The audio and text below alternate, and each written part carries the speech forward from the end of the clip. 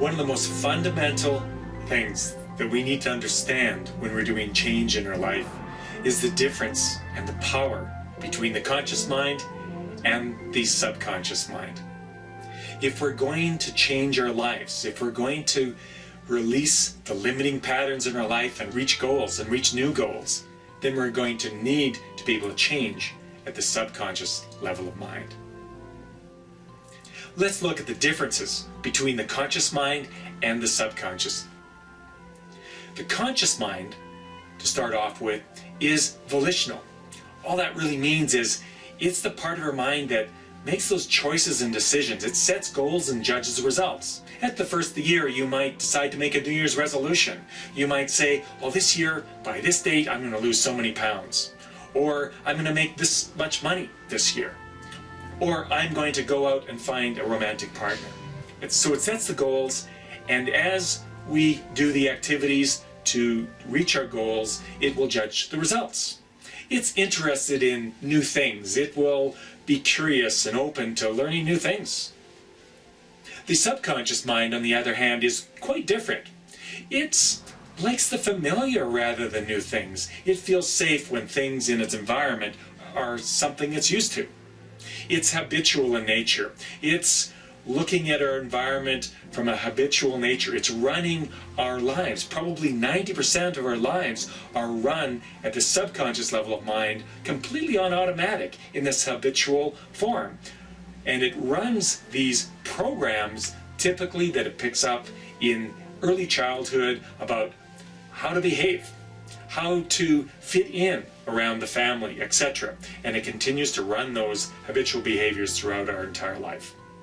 It also monitors our body and looks after our safety in a sense of, are we breathing, is our blood flowing, what about our hormones, all of those kinds of things.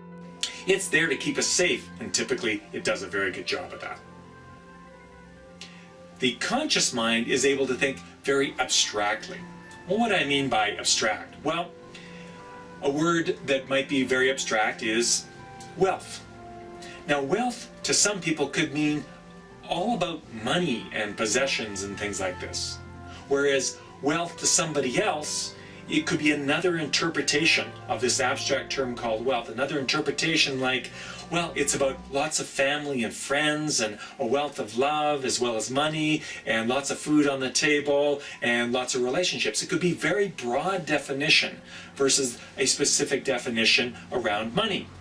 So the conscious mind can handle these abstractions very well, and we think we know what someone is saying consciously, but we may not know the details.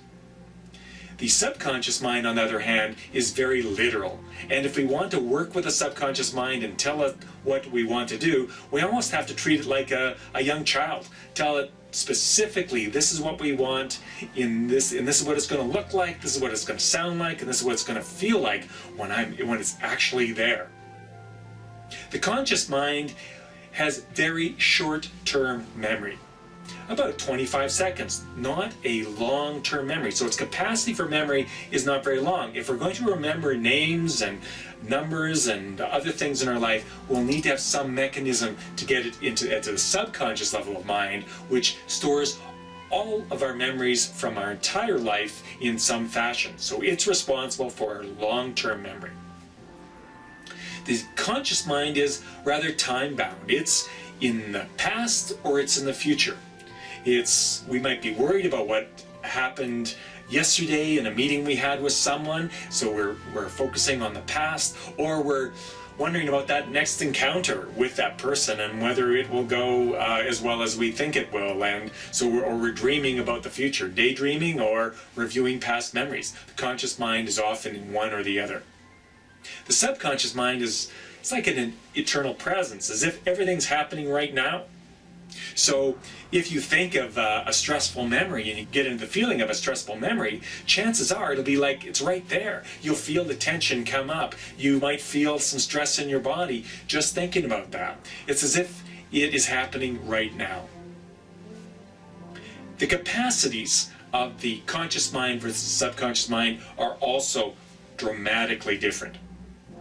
The conscious mind can do 1 to 3 events at a time. not a great multitasker. If you take me, it's probably closer to one event at a time. If I'm on the phone, there's no way that I can be reading or writing an email. Whereas I know friends, women friends, that can do that. They can be on the phone with me and I wouldn't know if they're actually writing an email at the same time. They're able to do that.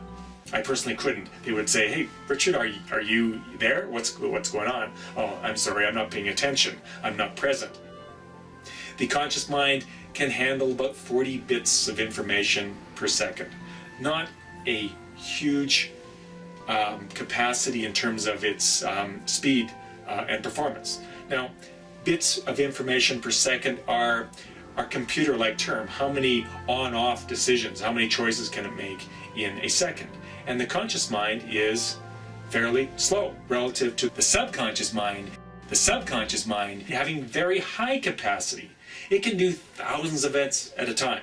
After all, it's checking our world. If we walk into a room, there's something at a subconscious level of mind that will be monitoring people in the room, whether there's safety or danger in that room relative to its program to keep us safe. And we might just walk in the room and feel some stress and not even know why. It's because the subconscious mind is checking things out for us before we're even consciously aware of that. And its capacity for doing work is about 40 million bits of information per second. 1 million times more powerful than our conscious mind. And it turns out that if we want to do something, if we have a goal, and the subconscious mind is working against us at 40 million bits of information per second, with this kind of power, the conscious mind, 1 million times slower, hasn't got much chance.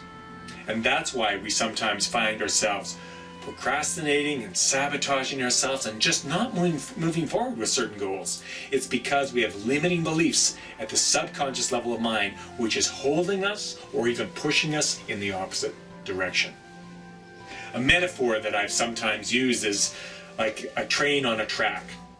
I might be manually going down the track with one of these devices, which I can use my muscular power to move this cart along the track. I might be doing that. That'd be like the conscious mind. The subconscious mind is like that locomotive, that train.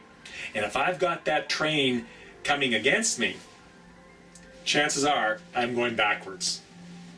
However, if I can change the limiting beliefs in my subconscious mind, if I can get my subconscious mind working with beliefs that are in integrity and the same direction as my conscious goals, it's like that train is behind me and pushing me. So all I need to do is practically sit back and let the subconscious mind create my dreams.